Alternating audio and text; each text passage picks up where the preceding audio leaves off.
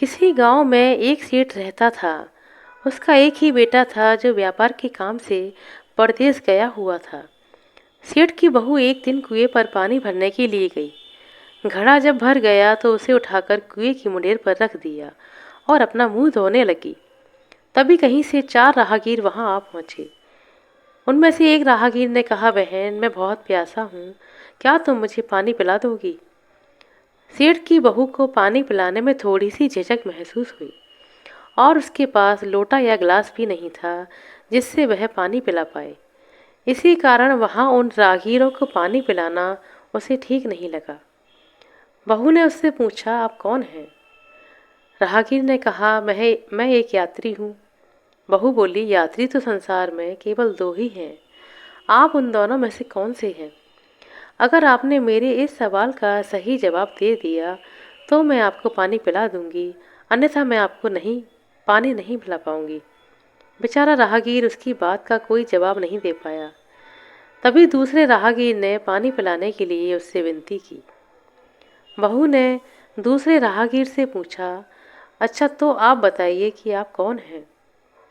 दूसरा राहगीर तुरंत बोल उठा, मैं तो एक गरीब आदमी हूँ। सेठ की बहू ने कहा, भैया, गरीब तो केवल दो ही होते हैं, आप उनमें से कौन से हैं? प्रश्न सुनकर दूसरा राहगीर चकरा गया। उसको कोई जवाब नहीं समझ में आया तो वह चुपचाप वहां से चला गया। तीसरा राहगीर बोला, बहन, मुझे तो बहुत तेज प्यास लगी है। ईश्वर के लिए क्या तुम मुझे पानी पिला पाओगी? बहू ने पूछा, अब आप कौन हैं? तीसरा राहगीर बोला, बहन, मैं तो एक अनपढ़ गंवार व्यक्ति हूँ। यह सुनकर बहू बोली, अरे भाई, अनपढ़ गंवार तो इस संसार में केवल दो ही होते हैं, आप उनमें से कौन से हैं? बेचारा तीसरा राहगीर भी कुछ बोल नहीं पाया और चुपचाप वहां से अलग हट गया। अंत में चौथा राहगीर आगे आया और बोला, बहन, मेहरबानी करके मुझे थोड़ा पानी पिला दें। प्यासे को पानी पिलाना तो बहुत ही पुण्य का काम होता है। सेठ की बहू बहुत ही चतुर और होशियार थी। उसने चौथे राहगीर से पूछा, अब आप कौन हैं? वह राहगीर अपनी खीज छिपाते हुए बोला, मैं तो बहुत बड़ा मूर्ख हूँ। बहू ने कहा, मूर्ख तो संसार में केवल दो ही होते हैं, आप उनमें से कौन से हैं? वह चौथा राहगीर बेचारा उसके प्रश्न का उत्तर नहीं दे सका। चारों पानी पिए बिना ही वहां से जाने लगे तो बहू ने कहा, यहाँ से थोड़ी ही दूरी पर मेरा घर है, आप लोग कृपा करके वहां चलिए, मैं आपको वहां जाकर पानी पिला दूंगी। चारों राहगीर उसके घर की तरफ चल पड़े। बहू ने इसी बीच पानी का घड़ा उठाया और छोटे रास्ते से अपने घर पहुंच गई। घर जाकर उसने घड़ा रख दिया और अपने कपड़े ठीक किए। इतने में वे चारों राहगीर उसके घर पहुंच गए। बहू ने उन सभी को गुड़ दिया और पानी भी पिलाया। पानी पीने के बाद वे चारों राहगीर अपनी राह पर चल पड़े। सेठ उस समय घर में एक तरफ बैठा हुआ यह सब देख रहा था। उसे बहुत दुख हुआ। वह सोचने लगा, इसका पति तो व्यापार करने के लिए परदेश गया है और यह उसकी गैर हाजिरी में पराए पुरुषों को घर में बुलाकर पानी पिला रही है और उनके साथ हंसती बोलती है। इसे तो मेरा भी लिहाज नहीं रहा। यह सब देख अगर मैं चुप रह गया तो आगे से इसकी हिम्मत और ज़्यादा बढ़ जाएगी। मेरे सामने इसे किसी से बोलते बतियाते शर्म नहीं आती तो मेरे पीछे न जाने क्या क्या करती होगी। फिर एक बात यह भी है कि बीमारी कोई अपने आप ठीक नहीं होती, उसके लिए वैद्य के पास जाना पड़ता है। क्यों ना इसका फैसला मैं राजा पर ही छोड़ दूं। यही सोचता वह सीधा राजा के पास जा पहुंचा और अपनी परेशानी बताई। सेठ की सारी बातें सुनकर राजा ने उसी वक्त सेठ को बहू को बुलाने के लिए कहा और तुरंत अपने सिपाही बुलवा भेजे और उनसे कहा, तुरंत सेठ की बहू को राजसभा में उपस्थित किया जाए। राजा के सिपाहियों को अपने घर पर आया देख उस सेठ की पत्नी ने अपनी बहू से पूछा, क्या बात है बहू रानी, क्या तुम्हारी किसी से कहा सुनी हो गई थी जो उसकी शिकायत पर राजा ने तुम्हें बुलाने के लिए अपने सिपाही भेजे हैं? बहू ने सास की चिंता को दूर करते हुए कहा, नहीं सासू माँ, मेरी किसी से कोई कहा-सुनी नहीं हुई है और आप मेरी जरा भी चिंता ना करें।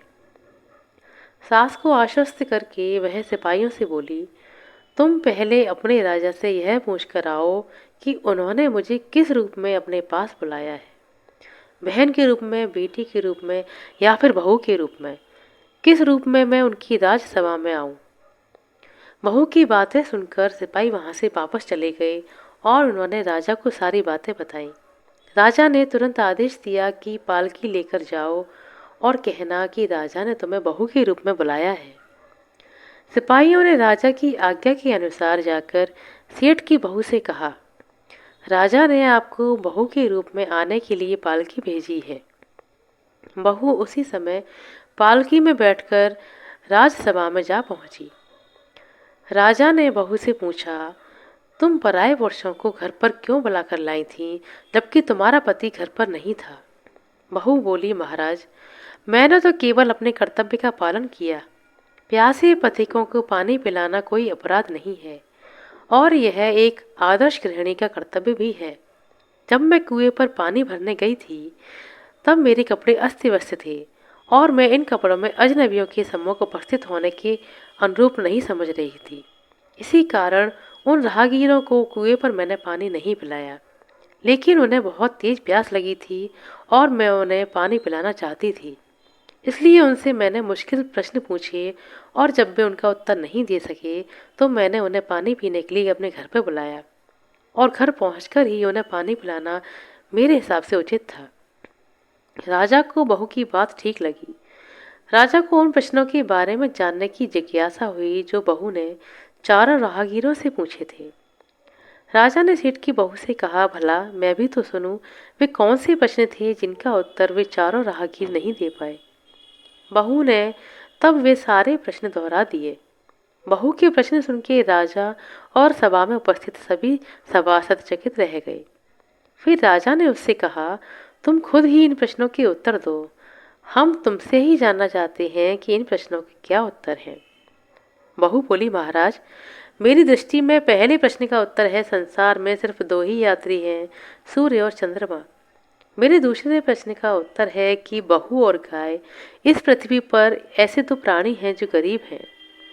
अब मैं तीसरे प्रश्न का उत्तर सुनाती हूँ महाराज। हर इंसान के साथ हमेशा अनपढ़ गवारों की तरह जो हमेशा चलते रहते हैं, वे हैं भोजन और पानी। चौथे आदमी ने कहा था कि वह मूर्ख है और जब मैंने उससे पूछा कि मूर्ख तो दो ही होते हैं, तुम उनमें से कौन से मूर्ख हो, तो वह उत्तर नहीं दे पाया। इतना कहकर वह चुप हो गई। राजा ने बड़े आश्चर्य से पूछा, क्या तुम्हारी नज़र में इस संसार में सिर्फ दो ही मूर्ख हैं? हाँ महाराज, इस घड़ी इस समय मेरी नज़र में सिर्फ दो ही मूर्ख हैं। राजा ने कहा, तुरंत बताओ वे दो मूर्ख कौन हैं? इस पर बहू बोली, महाराज, यदि मेरी जान बख्श दी जाए तभी मैं इस प्रश्न का उत्तर दूंगी। राजा को बड़ी उत्सुकता थी यह जानने की कि वे दो मूर्ख कौन हैं, सो उसने तुरंत बहू से कह दिया कि तुम निसंकोच होकर प्रश्न का उत्तर दो। हम तुम्हें वचन देते हैं कि तुम्हें किसी प्रकार का दंड नहीं दिया जाएगा। बहू बोली, महाराज, मेरे सामने इस वक्त बस दो ही मूर्ख हैं।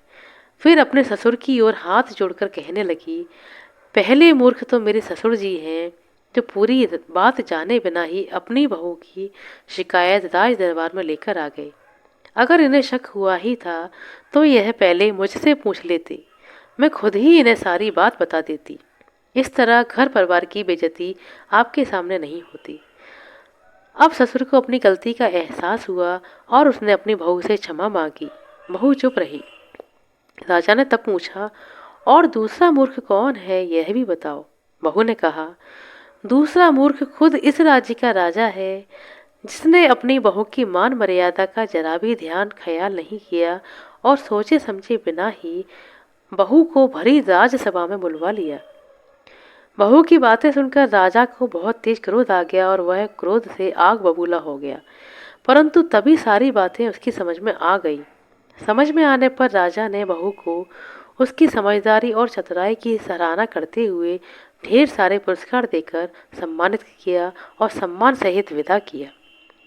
आशा करते हैं दोस्तों आपको हमारे द्वारा सुनाई गई छोटी सी रोचक कहानी अच्छी लगी होगी। कहानी अच्छी लगी हो तो कृपया लाइक करें, शेयर करें। चैनल पर नए हैं तो सब्सक्राइब कर लें। अपना कीमती समय देने के लिए बहुत बहुत धन्यवाद। मिलती है अगले वीडियो में, तब तक के लिए नमस्कार।